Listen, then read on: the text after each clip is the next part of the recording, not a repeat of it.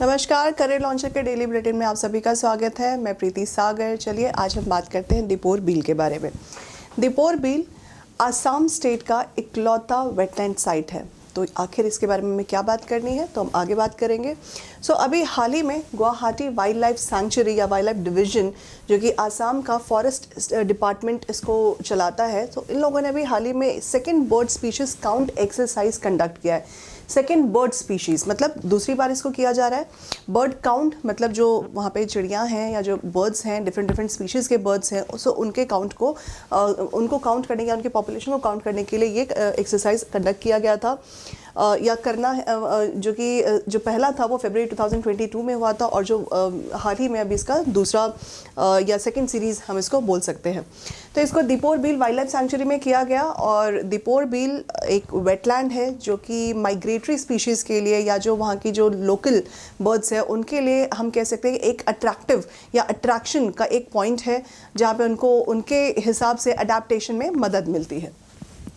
इसके साथ साथ 26,747 बर्ड्स वहाँ पर रहती हैं, जो कि 96 स्पीशीज़ हमें बर्ड्स के वहाँ पे देखने को मिलता है। टोटल काउंट जो है वो 26,000 से ज़्यादा है।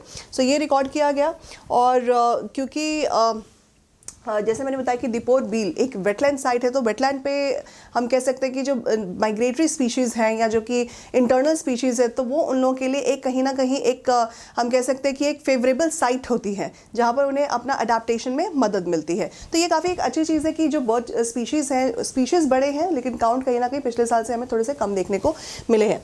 इसके साथ अगर हम वेटलैंड की बात करें, पर्टिकुलरली अगर मैं कहूँ कि वेटलैंड का मतलब क्या होता है, तो वेटलैंड का मतलब होता है एक एरिया जो कि हम कह सकते हैं टेरेस्ट्रियल एरिया है या सॉइल है, बट उस सॉइल एरिया में या टेरेस्ट्रियल एरिया में वाटर का फिलिंग भी होती है। Soil which is covered with water, और या फिर हम कह सकते हैं कि उस एरिया के आसपास मार्शेस या वाटर बॉडी अगर अवेलेबल होता है, उस एरिया को हम वेटलैंड बोलते हैं। वेटलैंड जो कि गीला या आर्द्र भूमि होती है, ऐसे जगह को हम वेटलैंड बोला करते हैं।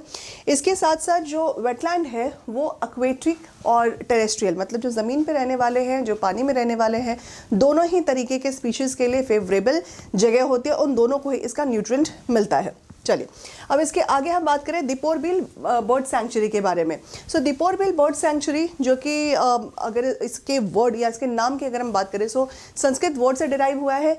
दीपा का मतलब होता है एलिफेंट, तो इसका मतलब ये हुआ कि जो दीपोर बील सैंक्चुरी है, वाइल्ड लाइफ सैंक्चुरी है, ये एलिफेंट के पॉपुलेशन के लिए जाना जाता था। लेकिन क्योंकि यहाँ पर एक वाटर बॉडी है, लेक है जो कि वेटलैंड है, और उसको वेटलैंड की कैटेगरी में रामासार साइट में एनलिस्टेड किया गया है। ये अपने आप में इकलौता रामासार साइट है आसाम स्टेट का। इसके साथ साथ जो ये एरिया है, जो वेटलैंड का एरिया है, वो रानी और गरभंगा हिल्स में कवर्ड है। मतलब रानी और गरभंगा हिल्स इसके सराउंडिंग में हमें देखने को मिलता है। और इसके अलावा काफ़ी सारे एनिमल्स और ख़ास करके जो एलिफेंट है वो हमें रानी रिजर्व फॉरेस्ट में हम उसे देख सकते हैं, क्योंकि वो लोग वहाँ पर अपने फॉरेज के लिए या अपने खान पान के लिए रानी रिजर्व फॉरेस्ट में उनका आना जाना होता रहता है। इसके साथ साथ जो वाटर है, जो दीपोर बील वेटलैंड में जो वाटर है, ये वाटर हमें बशिष्ता और कलमानी रिवर से मिलता है। मतलब जो इसके ट्रिब्यूटरीज हैं, ये एक तरीके से लोकल मानसून पे डिपेंड करती हैं। लोकल मानसून में जो भी रेनफॉल होता है, रेनफॉल कहीं ना कहीं प्रिजर्व होता है या वो रिस्टोर होता है, और इसके थ्रू इस वेटलैंड में वाटर का हम कह सकते हैं कि वाटर का जो सफिशिएंसी है वो इसी से फुलफिल होती है।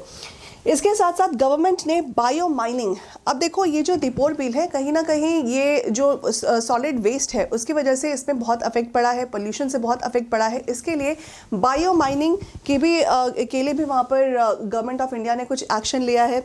बायो माइनिंग को अप्रूव किया गया है, ताकि जो भी वेस्ट है, जो सॉलिड वेस्ट है या जो लिक्विड वेस्ट है, उस वेस्ट को कहीं ना कहीं बाइनिंग करने की ज़रूरत है, ताकि जो एरिया है वेटलैंड का उसको हम पोल्यूशन मुक्त करा सके। ये काफ़ी इम्पॉर्टेंट है, क्योंकि इसकी कुछ ये रामासार साइट का एक हिस्सा है, इसकी कुछ महत्वपूर्ण चीज़ें हैं जिस वजह से इसको रामासार में एनलिस्ट किया गया है, और क्योंकि एक फेवरेबल स्पॉट है माइग्रेटरी स्पीशीज़ के लिए। अपने आप में ये आसाम के लिए और इंडिया के लिए भी एक गर्व की बात है। आज के लिए इस खबर में बस इतना ही। अगले खबर में हम मिलेंगे, तब तक के लिए धन्यवाद।